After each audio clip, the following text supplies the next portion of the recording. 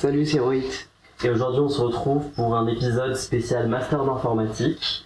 Nos invités vont se présenter, du coup, prénom et formation actuelle. Bonjour, je m'appelle Abdelrahman. Je suis maintenant en M1 DAC, qui est maintenant appelé MIND.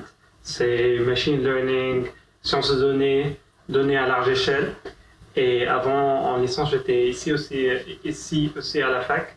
J'avais fait mineur gestion, majeur info. Et j'ai 22 ans, je suis égyptien. Je suis là. Bonjour, je m'appelle Carole Fahmy, j'ai 21 ans, j'aurai 22 aussi. Je suis en master MSI, master en sécurité informatique. Est-ce que vous pouvez brièvement nous parler de votre parcours à partir du lycée, quel spé vous avez choisi, etc. Oui, alors j'ai fait des spécialités mathématiques et informatique. Ok. Et ensuite j'ai fait une licence d'informatique avec un mineur en gestion à Sorbonne Université. Et là, pour le master, je suis toujours à Sorbonne Université. D'accord. Pour moi, le bac, j'avais fait spé mathématiques et physique. Je n'avais pas kiffé du tout la physique. Donc j'ai pris la science formelle et en A1. Et après, j'ai fait major info, mineur gestion et après DAC. Comment vous avez découvert l'informatique? Moi, c'était... je sais pas si il fait encore le stage de 3e en lycée, mais j'avais fait le stage de 3e à Orange, Orange Cloud Services, en Égypte. Et c'était ma première découverte de l'info. Et c'était du 3e que je voulais faire de l'info. Et il y avait aussi en maths, genre le programme Scratch, si vous avez utilisé. C'est genre du code, mais tu codes pas, tu mets des blocs ensemble. Et c'était sympa. Donc j'ai bien kiffé et j'ai postulé. Et après, j'ai découvert que c'était pas comme Scratch. Mais je suis là maintenant. Moi, du coup, je l'ai découvert en première, parce qu'on faisait partie des seuls lycées qui proposaient la spécialité, puisque c'était l'année de la réforme. Et du coup, j'ai eu la chance de faire de l'info depuis que j'étais au lycée. Donc j'ai fait tout ce qui est Python, arbre binaire, vraiment tout dès le lycée. Donc, ouais. Tu les as premières au lycée. Du coup, comment se sont déroulées vos années du lycée puis de la licence? Est-ce que ça s'est bien passé? Est-ce que vous étiez de bons élèves ou de mauvais élèves? Enfin voilà. Alors, au lycée, j'étais plutôt élève sérieuse, qui écoute en cours, qui fait ses devoirs, etc. Mais je n'ai pas trop bossé. Donc, je faisais de mon mieux pour bien écouter en cours. Comme ça, je capte tout. Et j'ai pas bossé chez moi. Et ensuite, j'ai intégré la fac. Et je me suis rendu compte que ça marche pas du tout pareil. Parce que vous vous êtes sûrement rendu compte qu'en amphi, on capte pas grand chose. Vraiment, c'est trop difficile de faire attention aux cours, etc. Et je savais pas trop, je stressais au début parce que pour moi, je comprenais tout en classe. Et là, je me suis retrouvée à pratiquement rien comprendre en cours. Mais j'ai vite pris l'habitude à reprendre mes cours chez moi, essayer de travailler régulièrement, tout ça. Donc j'ai galéré au début, mais avec le temps, ça va, j'ai pris l'habitude et j'ai pu m'adapter au vidéos. Moi, c'était aussi un peu la même chose. Pendant le bac, c'était chill. On était la promo qui n'avait pas fait le bac à cause du Covid. Donc j'ai pu maintenir genre un niveau de 14-15 de moyenne. C'était chill, mais après, quand je suis venu ici à la fac, premièrement c'était genre un changement, j'étais dans un nouveau pays, c'était difficile à s'adapter et genre de comprendre tout, comprendre le verlan. Genre il y avait beaucoup de choses à apprendre. Et genre mes premiers deux partiels, j'ai eu des 7. Genre en Python et en sciences de données. Ouais, sciences de données, c'était quelque chose. Hein. Ouais. Mais après, je me suis habitué au rythme et comment travailler et tout, et j'ai trouvé mon rythme moi-même. Et après, c'est devenu plus facile après. Est-ce que vous pourrez nous expliquer pourquoi vous avez choisi ces masters en particulier, en sachant que le master RES semble attirer le plus d'étudiants?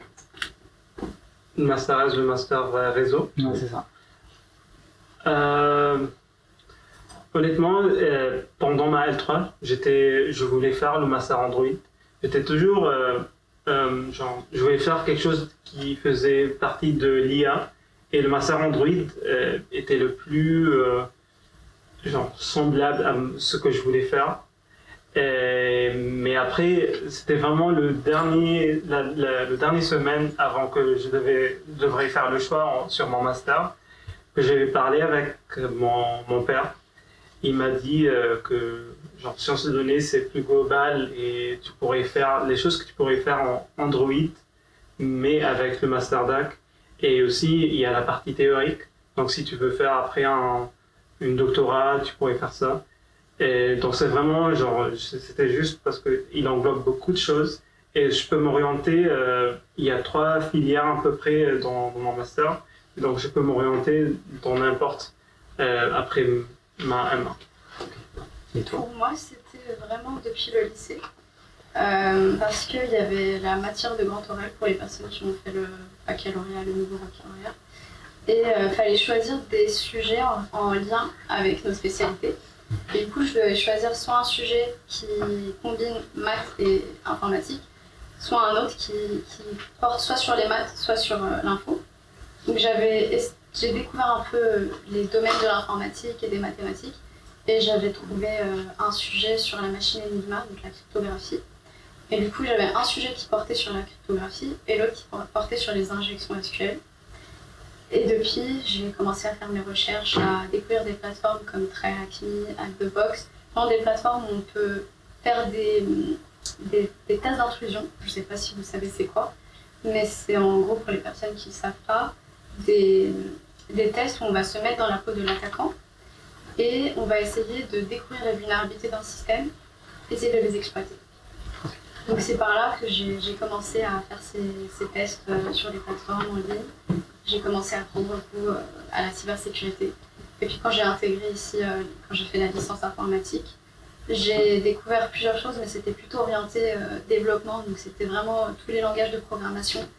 Mais je ne me voyais pas à coder toute la journée sur mon ordinateur. Et j'ai trouvé que le côté de cybersécurité était plus intéressant parce qu'on cherchait des informations cachées. C'était vraiment, on devait trouver, surtout les tests d'intrusion, on doit essayer de... C'est comme un jeu, on peut le prendre comme un jeu. Donc c'était vraiment très très intéressant et c'est pour ça que j'ai choisi de choisir ce master. C'est bon, tu peux y aller. Alors, petite question, parce que depuis tout à l'heure, nous on vous comprend, mais parfois ça peut être pas évident à comprendre. Est-ce que vous pouvez expliquer vos masters, mais cette fois-ci pour un lycéen qui pourrait comprendre potentiellement des trucs complexes, mais pas trop, qui ne s'y connaît pas trop en informatique? Alors, mon master, c'est vraiment il a pour objectif de nous faire comprendre les vulnérabilités dans un système d'information. Ce qui veut dire qu'il y a des failles qui peuvent se trouver dans le système informatique, donc tout ce qui est numérique. On est entouré par des données et on peut trouver des vulnérabilités dans ce système-là.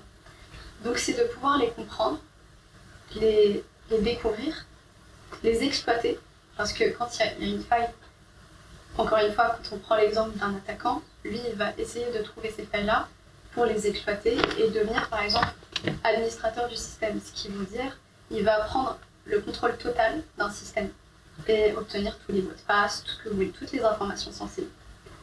Et du coup, l'objectif c'est de comprendre ces vulnérabilités-là, les exploiter et bien sûr les éviter, parce que c'est l'objectif de sécuriser nos données.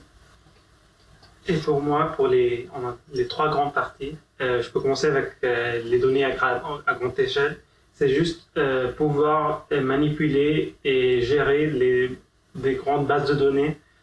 Genre, par exemple, Facebook ou WhatsApp, ils ont beaucoup de données qui doivent être gérées de façon optimisée pour pas ralentir. Quand par exemple tu fais un like, il y a des millions de gens qui like dans le même temps. Donc il faut avoir une façon d'indexer ces likes, de le mettre dans une grande base de données pour que, par exemple, quand tu reçois un like, tu reçois tout le monde au même temps et qu'il n'y a pas des conflits entre eux. Pour la partie sciences de données, c'est plutôt en termes de pipeline.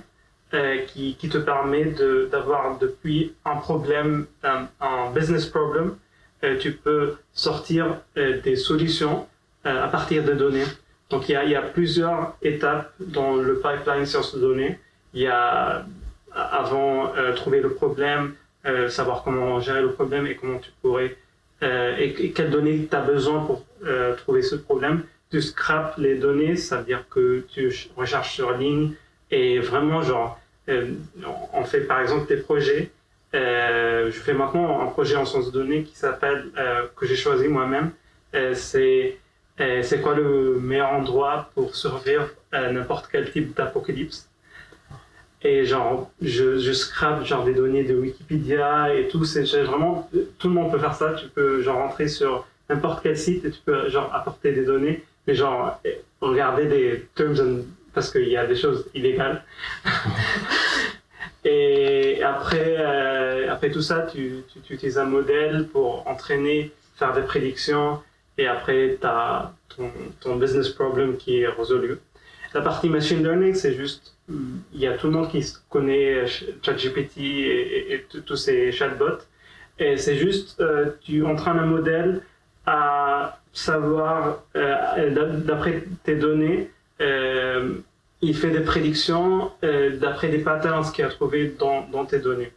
Par exemple, un exemple que je t'avais donné, c'est t'as des photos de chats et chiens et le modèle est entraîné sur ces images que quand tu lui envoies une nouvelle photo, il peut te dire si c'est un chien ou un chat. D'accord.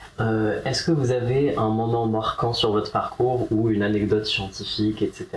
à nous raconter? C'est pas trop scientifique. En L2, dans le lieu d'anglais, il faudrait faire un projet, une présentation orale. Et quand je recherchais le truc, j'avais trouvé des conspiracy theories sur comment les pigeons sont des espions pour le gouvernement. Et genre, j'avais pris cette histoire et j'étais vraiment genre vraiment, est-ce que tu as jamais vu un pigeon qui dort? Jamais vu. Ou genre un pigeon, un bébé pigeon. J'en ai jamais vu non plus. Et genre, pourquoi les pigeons prennent le métro? Non, mais vraiment. Genre, mais pourquoi ils ont besoin de ça? Ils posent des vraies questions là. Ah ouais. Il est en train de me convaincre là. Mais moi, T'as vu? mais est-ce qu'on pourra le surveiller après l'interview par mesure de sécurité? Ouais, genre vraiment le jour que j'avais la présentation, j'étais attaqué par un pigeon. Je pense qu'ils savaient ce que tu voulais dire. Ouais. Ils voulaient t'empêcher de balancer leurs secrets. Mais où sommes-nous? Et après en L2, j'avais fait ma deuxième édition où j'avais expliqué genre si une pigeon avait une caméra dans sa tête, comment ça marche. Genre et en ELEC et en info, comment ça transmet les informations au gouvernement. Et après pour ma 1-1, genre pour ma troisième édition, je voulais faire quelque chose, ça devrait être dans un article scientifique. Et donc j'avais dit, il y a rien sur les pigeons. Mais j'ai trouvé un article de University of Adelaide. C'était une recherche qu'ils ont fait, qu'ils ont trouvé que les pigeons ont le même mode d'entraînement qu'un modèle machine learning, comme ChatGPT et tout.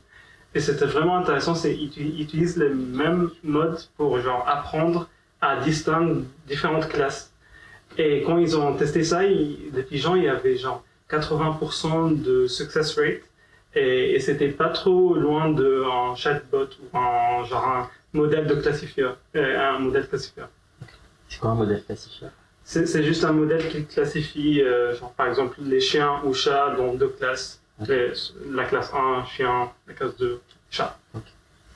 Et toi, du coup, une anecdote scientifique ou autre? De mon côté, je pourrais vous parler un peu un truc qui est arrivé cette année, ce semestre-là, mais je pourrais pas en dire beaucoup parce que je veux pas spoiler pour les futurs étudiants du master sécurité informatique. Ah, ok. Donc je pourrais peut-être vous dire en dehors de la caméra la fin de l'histoire, mais je vais commencer l'histoire comme ça je vous donne une petite Mais je crois savoir de quoi tu parles. Vas-y. Ok.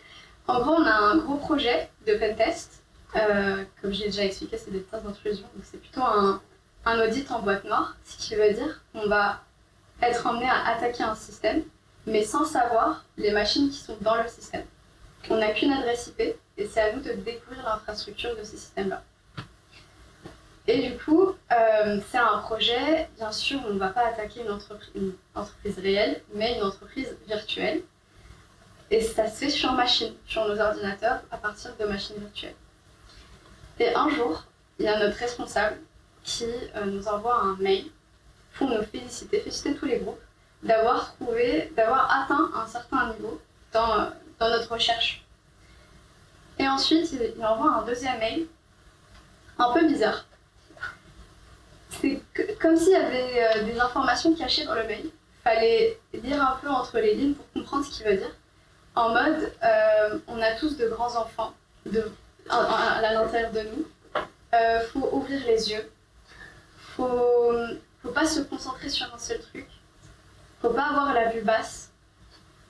Et là, on commence à nous demander, mais il veut nous dire quoi?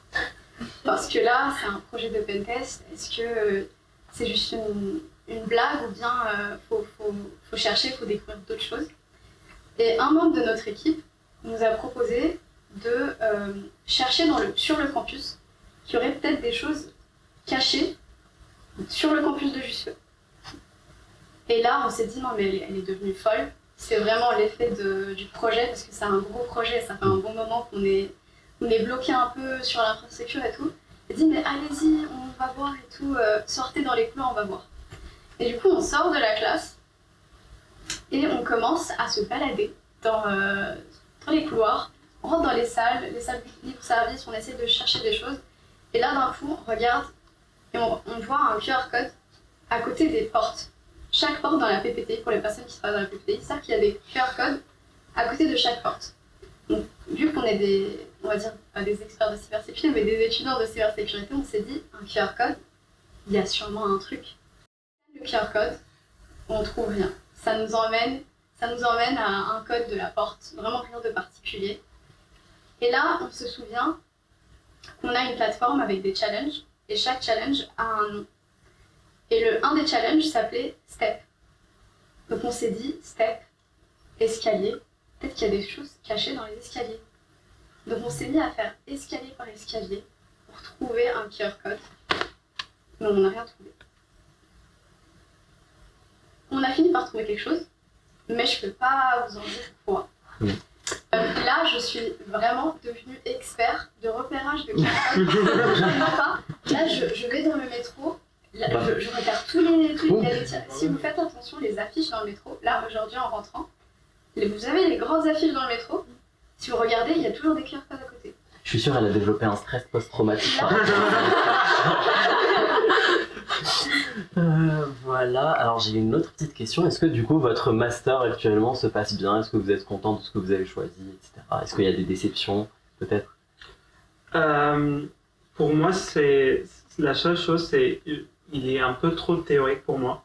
J'aime plutôt la partie pratique et genre créer des choses. Et parce qu'il y a beaucoup de théorie, il y a beaucoup de maths, vraiment beaucoup de maths. Et j'avais pas fait assez de maths parce que j'avais fait une ménage en gestion. Et donc je galère un peu avec la partie maths.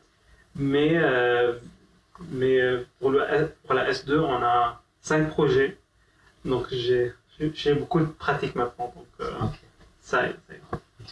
Moi je l'aime bien. En vrai, ça répond à mes attentes parce que je voulais un master qui était vraiment plutôt technique que théorique. Et vu que je fais une alternance aussi, donc c'est vraiment...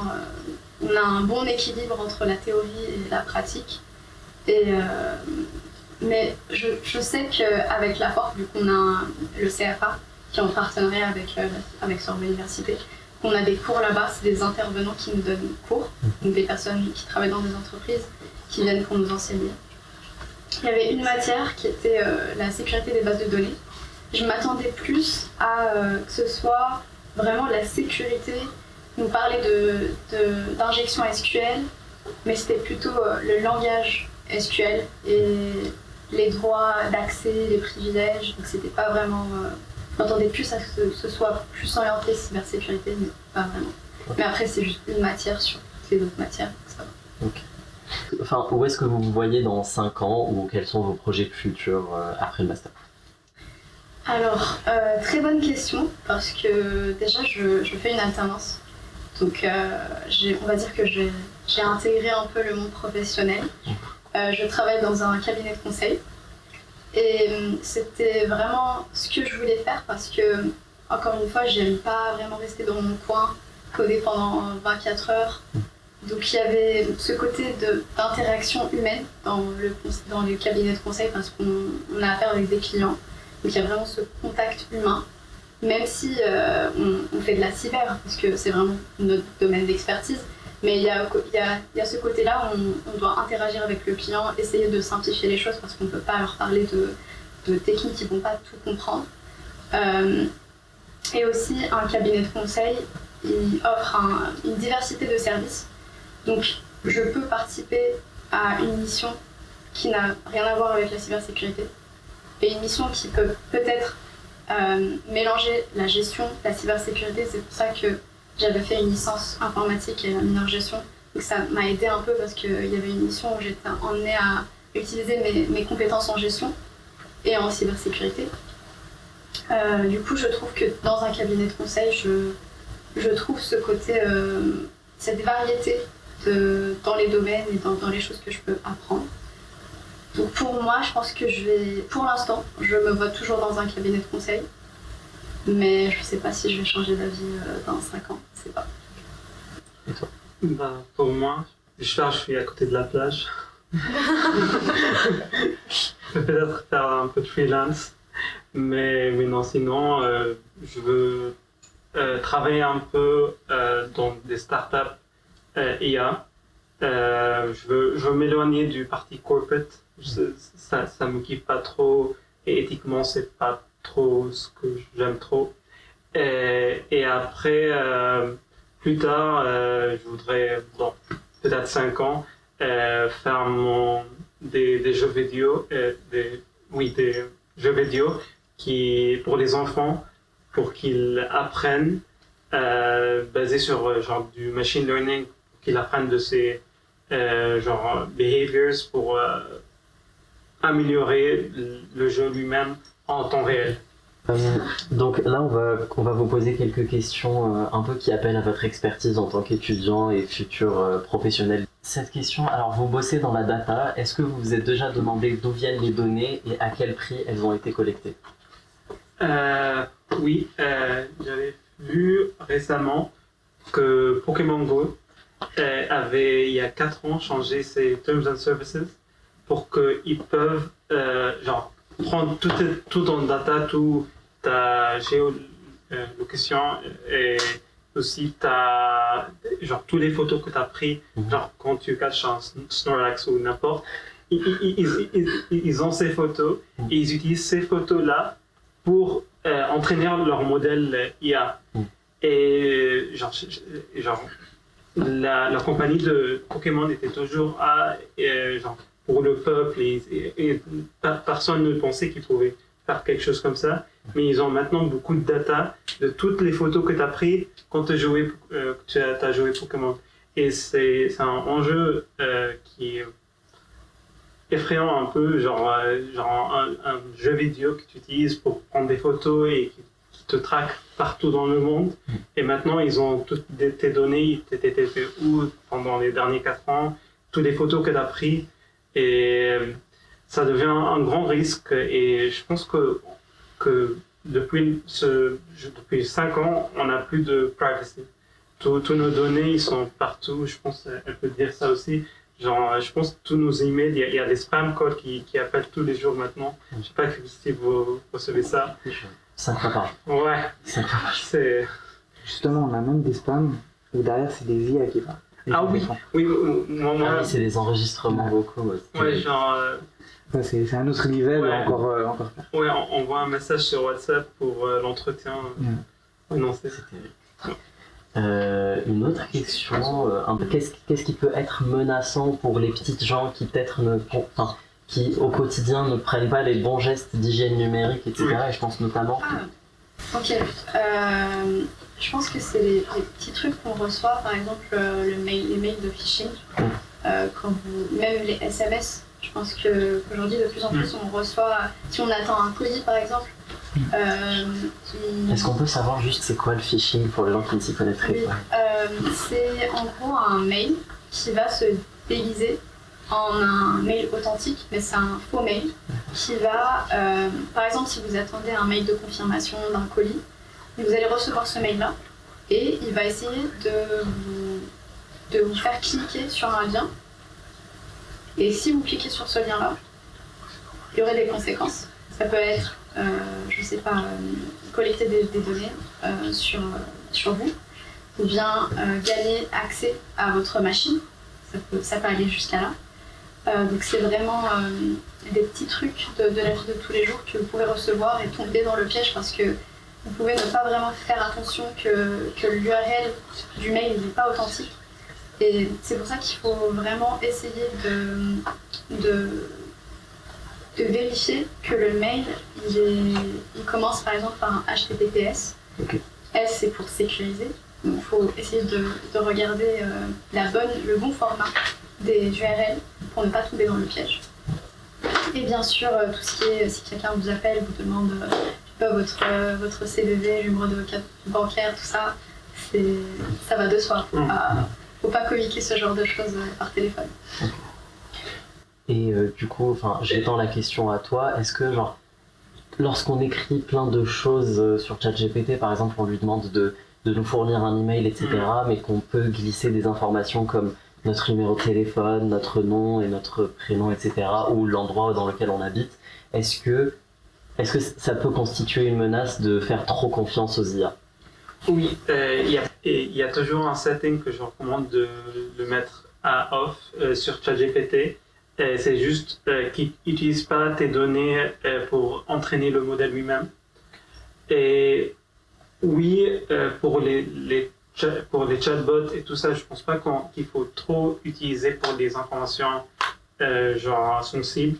Mais je pense les grandes entreprises, ils ont déjà ces informations. Le risque que moi-même j'ai peur plus, c'est l'IA, il y a quelque chose qui s'appelle AI hallucination, où l'IA, il invente des choses qui sont pas réelles, sur les news et tout. Et il y a des gens qui prennent ça comme des facts, et ça peut impacter en politique, partout. Il y a des deepfakes qui sont maintenant une grande menace où les gens prennent une photo, vraiment ils peuvent avoir 3 photos de toi, et ils donnent à un deepfake, il peut te faire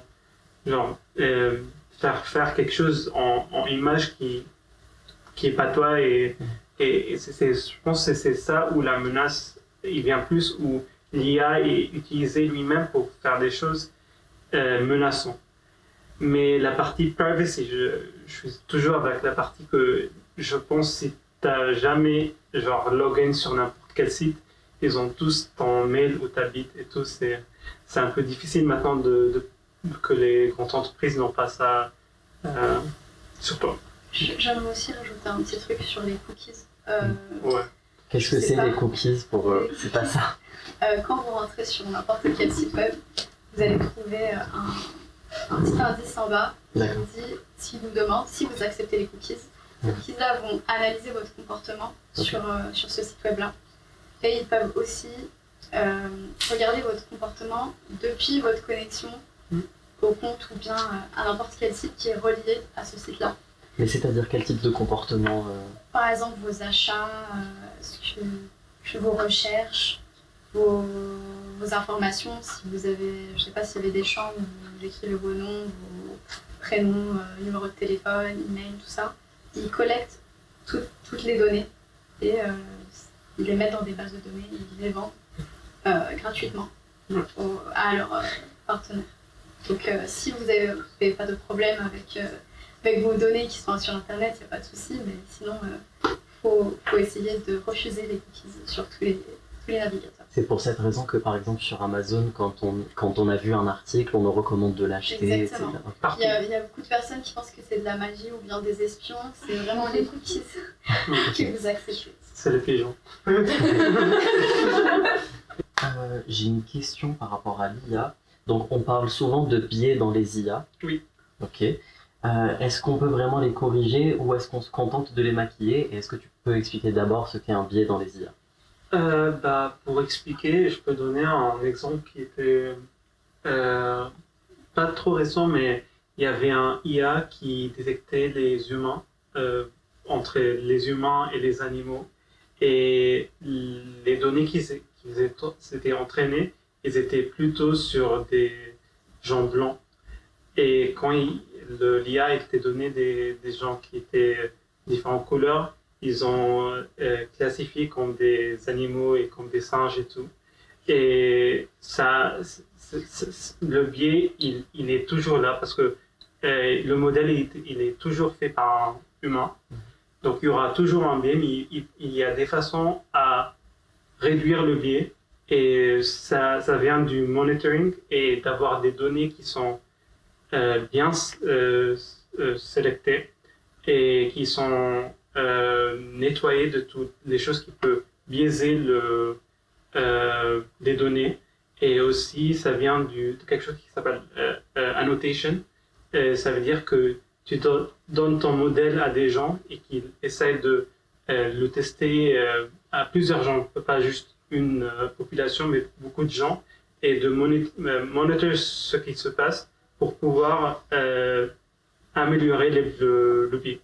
Okay. Et donc ça revient toujours à monitoring et les données elles-mêmes, d'avoir des données différentes et genre, par exemple pour les gens, avoir des gens de toutes les cultures et tous les pays du monde. Donc un biais, ce serait au final être entraîné avec un set restreint de données ou oui. qui pousse à une réflexion qui est en fait pas réelle. Exactement. Okay. Voilà. Donc là, on va passer à un petit quiz. On se retrouve pour le quiz. Donc voilà. Est-ce qu'on est prêt? Oui. Let's go. Ouais. Ah, qui est équipe 1, qui est équipe 2? Alors, 1, 2. Allez, on est rapide. Hein. Ok, allez. En machine learning, quel algorithme utilise des arbres pour prendre des décisions? A. Régression linéaire. B. Random forest. C. K-means. Random forest. C'est ça. Non. Après, il y avait arbre et forest. Ouais. Donc, faites ça quand on va gagner. Quel langage est le plus utilisé en data science? A. Java. Python. C'est ça. Ok. Ça, c'est une question, vous devez répondre, il n'y a pas de QCM. Qu'indique HTTPS? Ok, c'est l'acronyme. Ah. Hypertext. Transfer. HTTP. Protocol. Security. Ouais, c'est ça. En français, bon, ça va être protocole de transfert hypertextuel sécurisé. Voilà. C'est un protocole de transfert de données. C'est ça. C'est dans les réseaux.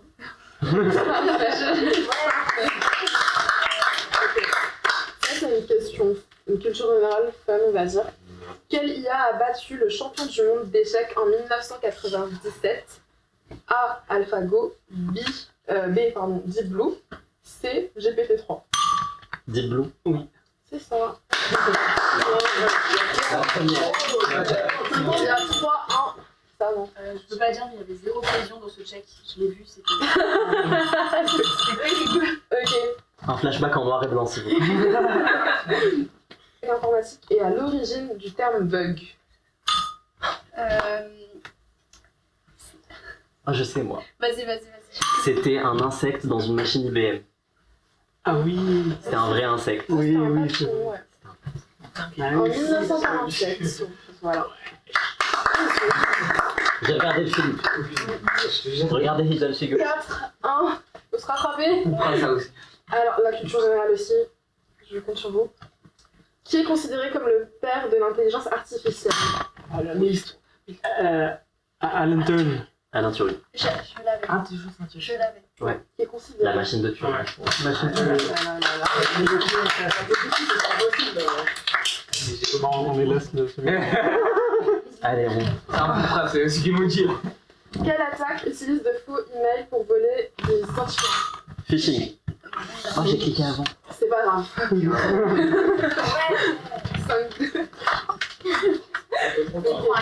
QCM.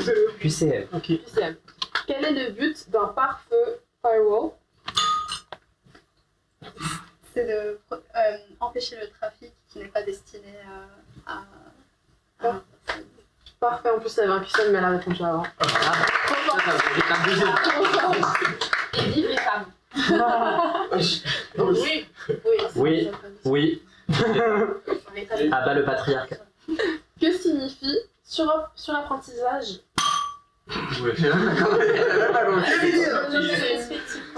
C'est grave et mignon. C'est que le modèle, il apprend, genre, il surapprend sur les données elles-mêmes. Donc, je connais pas le mot en français. Il va les relire plusieurs fois. Non, c'est juste, C'est pas la question déjà. Elle n'a même pas fini la Surapprentissage. il généralise pas bien parce qu'il apprend seulement les données elles-mêmes, donc il peut pas généraliser, donc il Il y a trop de détails. ouais, Mais ouais. il a vraiment dit les mêmes mots que ton QCM. Ouais. Du coup, c'est le modèle mémorise le Il training, mémorise. training Ouais. set et généralise mal. Oui. Il y a une puce là où. Il a des pigeons dans sa Peut-être que c'est un pigeon. Ok, ça c'est question L2. Ça en coupera aussi. Je réponds pas. Ok, C'était dans l'examen d'algo. c'est ça. Ah oui. Quoi? Ah vraiment? C'est Examen dans d'algo. QCM. Hein. Ok, Si c'est une complexité, je sors. exactement. C'est exactement Quelle est la ça. complexité moyenne d'un tri rapide quicksort? O log de n? Non. N log de N-log. Oui, voilà, une McDonald's. Ouais. I was robbed. On m'a volé un point. It's okay, it's okay. Ok. En plus, je faisais algo hier. Que fait un hack sur un mot de passe? Il va en gros transformer le mot de passe en hexadécimal ou bien en base 64. Donc ça va être un ensemble de lettres pour cacher le mot de passe. Incroyable. Bah, c'est exactement C'est ça. le cours de Oh. STV, j'ai pu Moi, j'avais écrit, ça transforme. Non. Ça transforme un mot de passe en empreinte unique. Voilà. Du coup, voilà. Et il est irréversible contrairement au chiffrement. Exactement. Et il est logique aussi. Votre cerveau, il nous fascine. ChatGPT du psych. 6, 5. Attends, je comprends. C'est vrai ou faux? Une attaque XSS vise à exécuter du code malveillant côté serveur. C'est vrai. Oui. Vous l'avez pas. C'est faux. Du coup, Oui, il non, en mais Tu peux Il a fait en- justifier, mais tu peux justifier ce que c'est. Au moins, t'as le point. Je sais pas c'était quoi. De toute façon, ils ont le point parce qu'elle savait que c'était faux. Oui, je sais que c'était faux, mais je sais pas comment expliquer une attaque XSS. Moi, je crois en elle. Moi aussi, je crois. Je crois en Et Les la femmes. réponse c'est faux, elle cible le client via des scripts injectés. Je sais pas si. Oui, mais Ouais. ça c'est pas, ça explique pas. Ouais. Mm. Mais en tout cas, Mais elle avait le faux. il y a 6 partout. Dernière question. Non. Il y a Là, ça de c'est- logique, là. C'est vrai et faux. Question fun. Quelle entreprise a créé le premier Transformer en 2017? A. OpenAI, B. Google Brain, C. Facebook AI. Ah, c'était. Ah, Google Brain. Mais j'ai dit le Non, je deuxième. rigole. elle a dit le deuxième, je suis désolée. Ils ont gagné. Google Ouais, Brain, je sais j'avais plus. juste pas le brain. J'ai gagné. Elle a gagné seule. Elle a gagné. C'est normal. Même la question des deux, elle est. On coupe, c'est là. Attends, je fais l'heure à la gagne. Merci. Et pour les camis. On met les lotions. C'est pour toi. On va faire le tour. Lui, c'est un bénévole. Il a raison. Tu peux le mettre tout au long du truc. Je peux le mettre moi.